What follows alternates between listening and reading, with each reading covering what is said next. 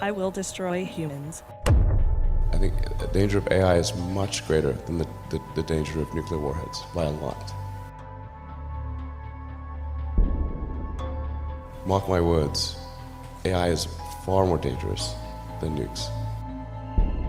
Hello दोस्तों, technology यह एक ऐसी चीज़ है जिसने मॉडर्निज्म में सबसे बड़ा रोल प्ले किया है। टेक्नोलॉजी जिसको बच्चे, बुजुर्ग, जवान सब यूज़ करते हैं। 90s के टाइम पर टेक्नोलॉजी का इतना चालन नहीं था, लेकिन आज के टाइम पर टेक्नोलॉजी इतनी बढ़ चुकी है जैसे दिल्ली के अंदर गर्मी।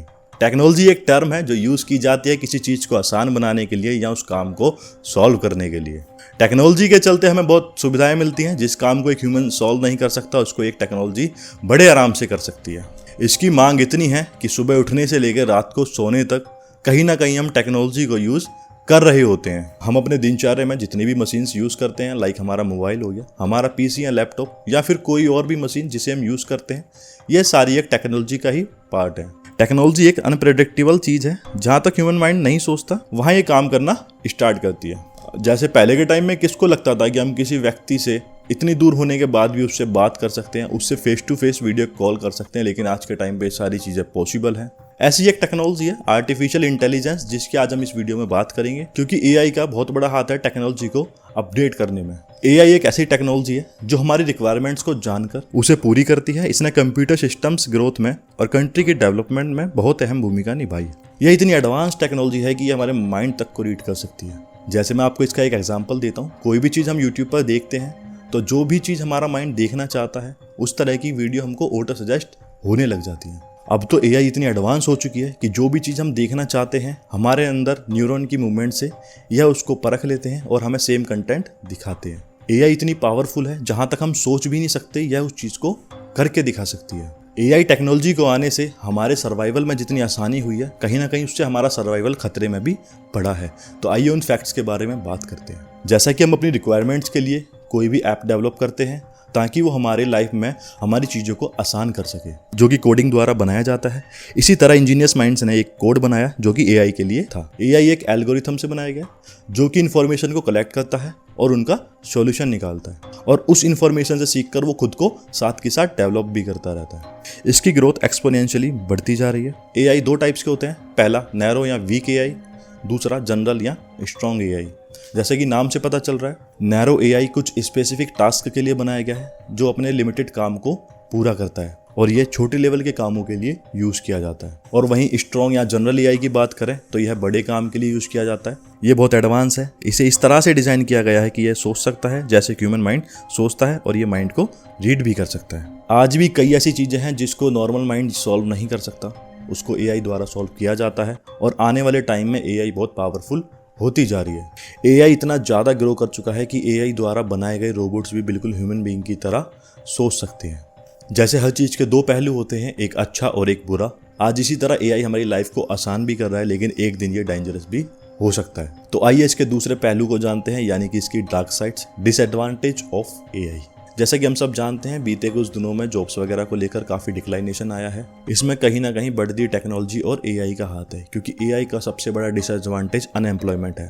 जो काम पहले 10 लोग मिलकर किया करते थे, आज की टेक्नोलॉजी के कारण वो काम सिर्फ 2 लोग ही कर देते हैं, जिसके कारण बच्चे हुए उन 8 लोगों की जॉब गई, और ऐसे ही धीरे धीरे अनएम्प्लॉयमेंट बढ़ती जा रही है। और भी ऐसे कई एग्जांपल्स हैं, जैसे कि पहले के टाइम पर फार्मिंग में काफ़ी लोगों की ज़रूरत होती थी, लेकिन आज के टाइम पर वो सारी चीज़ें मशीनें कर रही हैं, जिसकी वजह से अनएम्प्लॉयमेंट एक्सपोनेंशियली इंक्रीज कर रही है। जिस तरह से एआई टेक्नोलॉजी इंक्रीज हो रही है, उससे देखा जा सकता है कि आने वाले टाइम में कितनी ज़्यादा अनएम्प्लॉयमेंट हो जाएगी। एआई के थ्रू रोबोट्स बनाए जा रहे हैं जो कि इंसानों की तरह सोचते हैं। इन रोबोट्स के चलते जो काम एक ह्यूमन करता है, यह भी सेम काम कर सकते हैं, जो कि आने वाले टाइम में रोबोट्स खुद की थिंकिंग भी बना सकते हैं। अगर ये थिंकिंग बन गई तो आने वाली जनरेशन के लिए काफ़ी खतरा हो जाएगा। इससे काफ़ी नुकसान भी देखने को मिल सकते हैं। इसकी माइंड की डेवलपमेंट और इसका यूसेज इतना बढ़ जाएगा जिससे ह्यूमंस पूरी तरह से रोबोट्स और एआई पर डिपेंड हो सकते हैं। इससे ह्यूमन माइंड कुछ सोचेगा ही नहीं और सिर्फ रोबोट के दिए हुए इंस्ट्रक्शन को फॉलो करता रहेगा। डिपेंडेंसी की वजह से कोई गलत इन्फॉर्मेशन भी ह्यूमन ग्रैब कर सकता है, और इससे ह्यूमन के मेंटल हेल्थ पर बहुत बड़ा संकट आ सकता है। यह सोचना बिल्कुल भी गलत नहीं होगा कि आने वाले टाइम में रोबोट ही इंसान को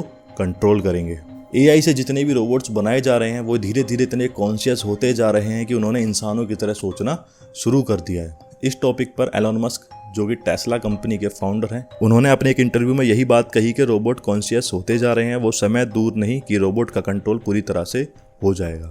सबसे पहली एआई रोबोट 16 फरवरी 2016 को हांगकांग की एक कंपनी हैंसोंग रोबोटिक के द्वारा बनाई गई, जिसका नाम सोफिया था। यह एक सोशल ह्यूमनॉइड रोबोट था और इसके कई सारे इंटरव्यूज भी हुए जहां पर इसने इंसानों के जैसे ही परफॉर्मेंस दी। एआई का चालन बहुत ज़्यादा खतरे में जा सकता है। एआई के यूज से कुछ रोबोट्स बनाए गए थे और उसके अंदर कुछ टास्क फीड किए गए थे, लेकिन बाद में देखा गया कि जो टास्क उन रोबोट्स के अंदर फीड किया गया था वो रोबोट्स उस टास्क से कुछ अलग ही सोच रहे थे।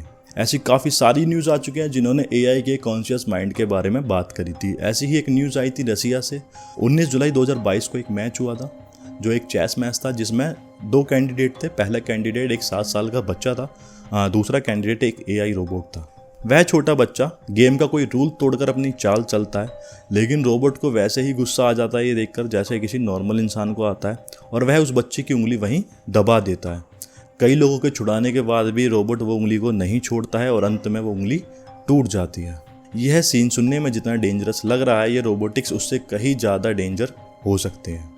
अगर एआईज में पूरी तरह से कॉन्शियसनेस आ गई तो ये ह्यूमन कम्युनिटी को पूरी तरह से डिस्ट्रॉय कर देंगे। इसका दृश्य हम एक मूवी में देख सकते हैं जो 2010 में रिलीज हुई रोबोट फिल्म है। यह एक फ्यूचर कॉपी है एआई रोबोटिक्स की। यह मूवी ब्लॉकबस्टर साबित हुई थी। इस मूवी में पहली बार एआई को पर्दे पर उतारा गया था। इंडिया का फर्स्ट 3D एआई मानव है और हमें फ्यूचर में ऐसे कई सारे मानव देखने को मिलेंगे जिनकी वजह से टेक्नोलॉजी को एक नई लेवल पर ले जाया जाएगा।